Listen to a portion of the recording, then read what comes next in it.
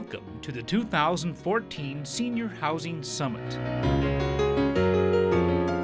Now more than ever, customers of our senior services are looking for certain criteria when making decisions about their living environment. They have specific needs and wants, so we need to pay attention to that.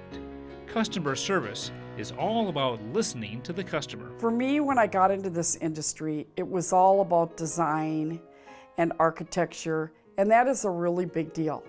But really, when you look at how these people live within these buildings, it really is about hospitality and customer service and how we treat our senior with dignity and respect. The bricks and mortar of the buildings are beautiful nowadays. They have a lot of amenities, and what they're building is just absolutely gorgeous.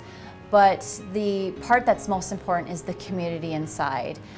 What I found working in 16 different assisted livings through Ebenezer is that each building will develop its own community, and we need to listen to that. Things that more and more can make this feel like a college campus or a village.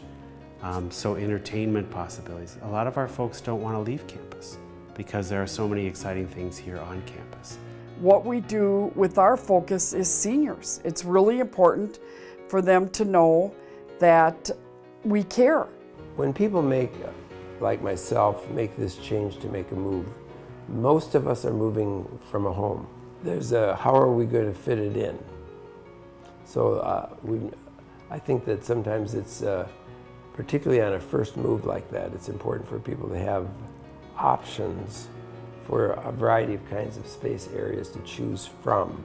We have the small space we have chat time on a certain day of the week, and that's usually around the fireplace, and that's just great. However, it's limited. There's a limited space there. Another thing that I think is very helpful is the common area spaces of a building that provide larger space areas within the facility where people can move into out of the smaller spaces.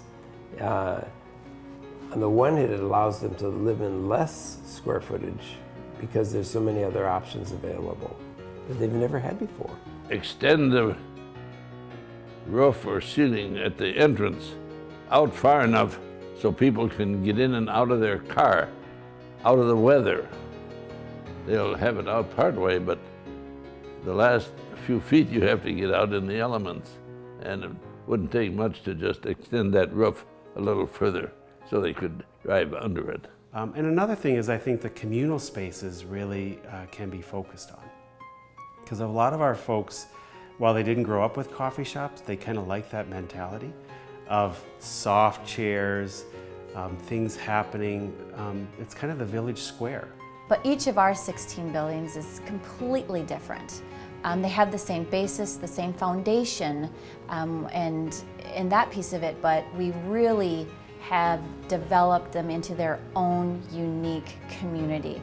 And that is in part due to the residents that live there and listening to their need and bringing that back to them. It is not one-stop shopping when you build a senior building.